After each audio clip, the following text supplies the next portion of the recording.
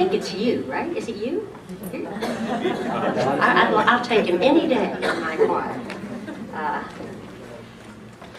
So I'm Kim Bobo. I'm the director of Interfaith Worker Justice nationally. Are some of you familiar with our work? Okay, a few, great. I hope a few more of you will get acquainted with our work. But this morning I was invited to help you think about effective networking. As some of your colleagues will know, I spent a bit of time saying, well, like, what is it you want here in this session? And I think the reason I was invited to do this is because I spent the last 30 plus years doing organizing work.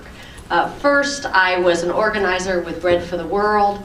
Then I became the director of organizing for Bread for the World, and so I ended up spending 10 years at Bread for the World and helped build, phone chapters and congressional district groups in a number of congressional districts.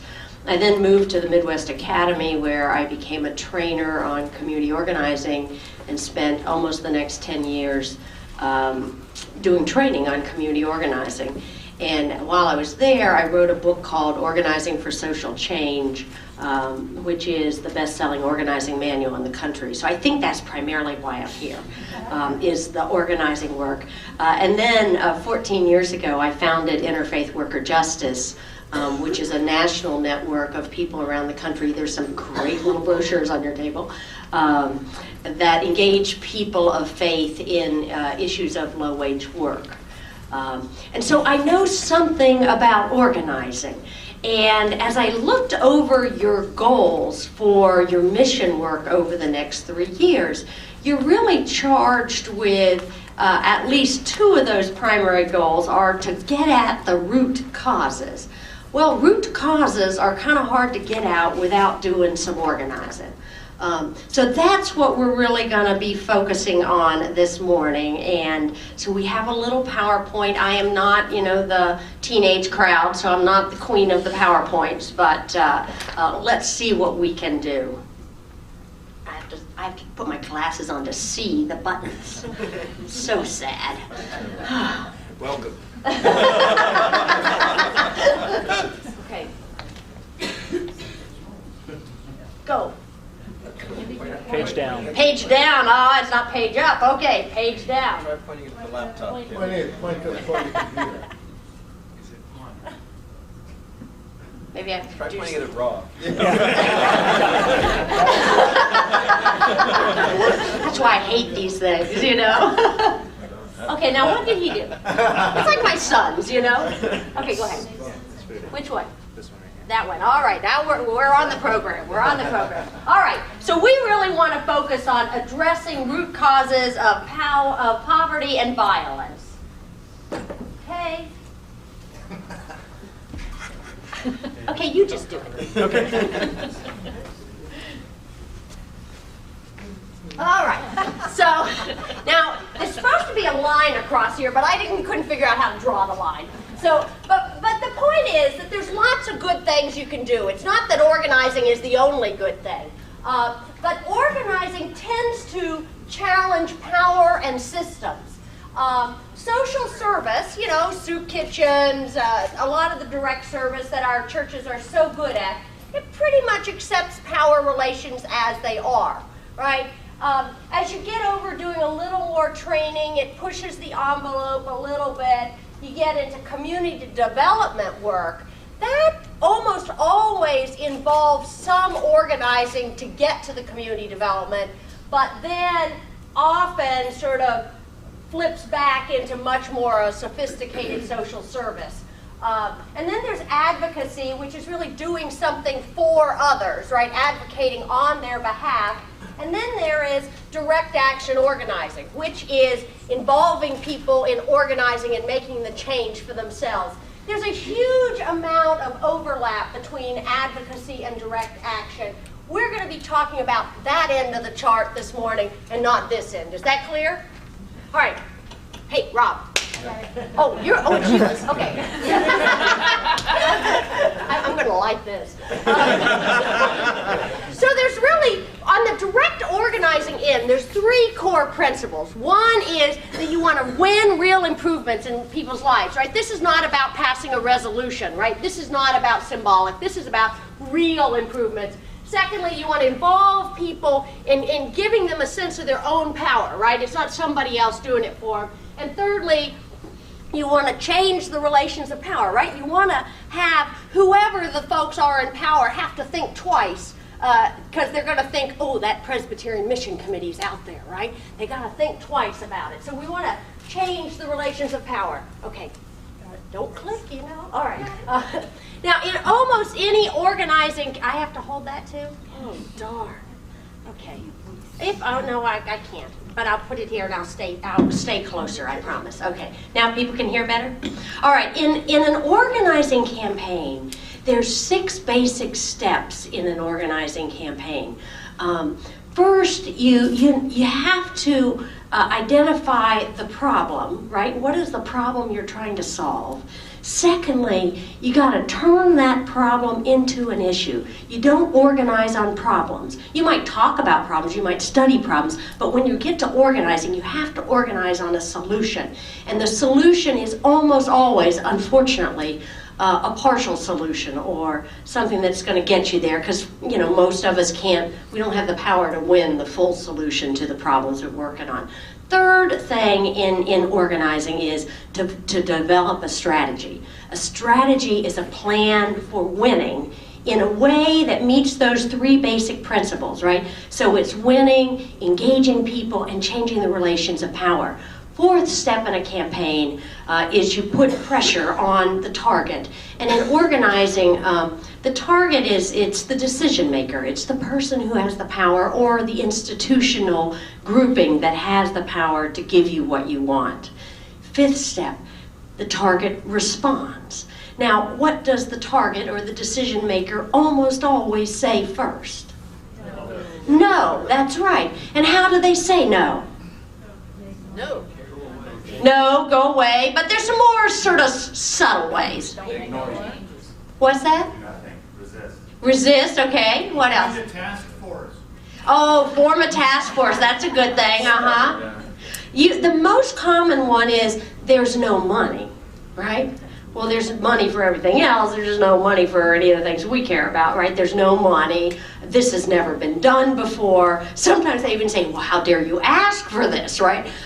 So again, you should just assume that in almost any organizing campaign, the first response is always going to be no. And if it's not, there's usually some corruption that's being hidden, which is why they've said yes to get you away quick.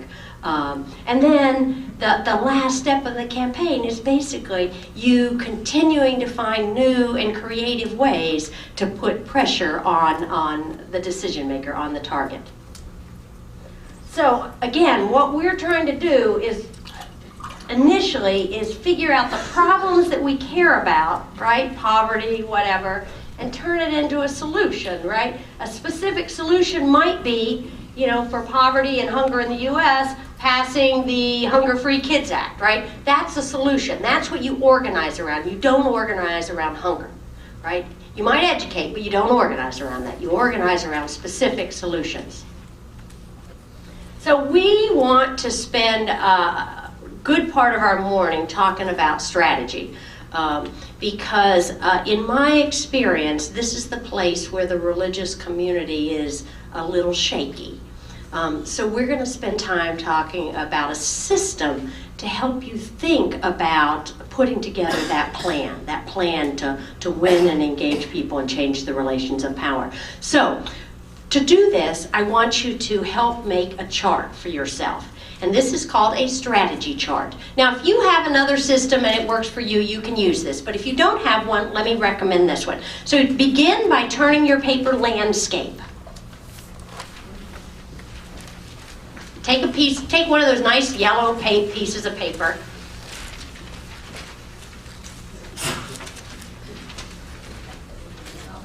Okay, turn your paper landscape. I know the under 30 crowd knows that, but you know it too, right? And then put 4 lines. So you should have 5 columns.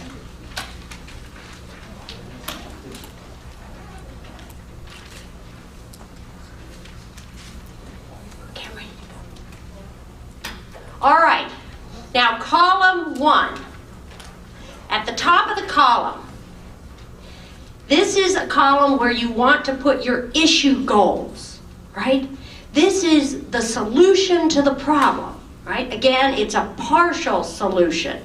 So think about column 1 as where you put your issue goals. Again, issue goals, you want them to be widely felt by the folks you're trying to organize, deeply felt. They should be winnable, they should be measurable. They should be things that you guys feel good about collectively, right? Those are the solutions that you're going to work on. And if there's multiple solutions, well, go through the list of all the solutions and see which one you all feel the most passion to work on, right? It's not like there's only one you can work on, but you can only work on one at a time, usually. So that's column 1. Column 2. Actually, one other thing on column 1. Also, think about the time frame for your campaign, right? Is this a 3-month campaign? Is this a 2-year campaign? Much more than 2 years is like too long.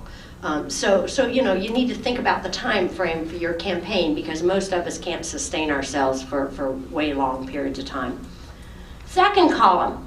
This is really your organizational considerations. So this is like, what are the resources that you bring to the table to put into this campaign? And then, sort of, that's the top part of the chart, the column. The bottom part of the column is, what are the resources we need to build to be able to run this campaign, right? So the top part of the column is like the, what we've got. So we've got, 10 people on our mission committee, and we've got 500 people in a mailing list, and we've got a budget of $500 or whatever it is, right? Bottom part, what is it that we need to build, and what is it we want to build? How do we want to strengthen our organization through this campaign? So, we want to add 3 new people to the mission committee. We want to raise an extra $1,000 that we can use in our advocacy work. You got to have some measurable kind of goals for how to build your organization, whatever that organization is. Oh, on to column 3. Column 3 is where you think about who are the constituents and who are the allies. The constituents are people who are in your organization or people you want in your organization. Allies are people who can help you win on the issue, but that you don't really want in your organization, right? Not that they're bad people, but they just don't, they're not like your constituents, right? They're not who you really want in your organization. The reason why it's so important to differentiate between the two is you want to make sure that the bulk of the activities that you do are done by your constituents and not by allies. And why is that? That's exactly right. If part of what you're trying to do is give people a sense of their own power, well, they're not going to have any sense of power if somebody else has won it for them, right? So again, it's not that you don't use allies, you do, but you don't want to focus the majority of your work on engaging the allies. You want the majority of your work focused on engaging your core constituents, which is why you want to sort of identify them and separate them out. On to column 4. This is where you look at your targets. The top part of the column is who has the power to give us what we want? Who is the decision maker? As a friend of mine says, whose toe am I going to step on until he pays me to go away? It's like, who's got the real decision making power? And if you can't figure out who has it, you don't have an organizing campaign. You might have something else, but with organizing campaigns, there has to be some people who can give you what you want. Now, often it's more than one person. It's often a political group, right? It's a city council, or it's Congress, or it's some legislative body. At which point you have to spend some serious time analyzing who really do you need to put pressure on. I ran a pretty big city council campaign a few years ago where we got the city of Chicago to invest an extra $250 million in low-income housing, right? It was the largest housing victory in the country. And, you know, Chicago has 50 members of the city council, God bless them. You know, so what we did was we took the 50 and we said, look, you know, there's 15 of them that are just lost causes, right? You know, so we're not going to waste our time on them at all. There's 20 that are like already on our side. And so, you know, we need to make sure they're okay with the bill we're moving forward, but they're basically okay, you know, and then you had the remaining 15. And that's where we focused all of our energy, and they became for us the real targets on moving this forward. Again, because the point here is to win. The point is not to convince everybody, right? The point is to move something forward on this. Now, you often in organizing, they'll talk about a secondary target. You know, I'm sorry about the language. It is part of organizing language. There's this kind of military whatever, but just, if you want to call them decision makers, that's okay with me. I just, you know, I come out of the organizing world and that's what we call decision makers. But there's an important concept of a secondary target. A secondary target is not one that you go to second. It is, in fact, often one you go to